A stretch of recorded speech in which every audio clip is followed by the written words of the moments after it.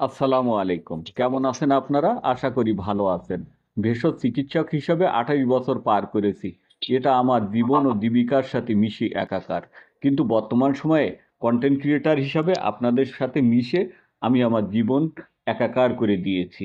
আমার জীবনের শুরু থেকেই ছিল কখনো গাছ, কখনো ঔষধ তৈরি, কখনো ভেষজ চিকিৎসক হিসাবে মানুষের কাছে নিজেকে নিয়ে যাওয়া, কখনো গাছ মানুষকে চিনিয়ে দেওয়া, আবার কখনো পরিবেশের বিরুদ্ধে যারা যায় তাদের বিরুদ্ধে আন্দোলন করা, পরিবেশ নিয়ে আমার কাজ করা, পরিবেশের আন্দোলন করা, এই সমস্ত বিষয় নিয়ে আমি সারা জীবন কাজ করেছি।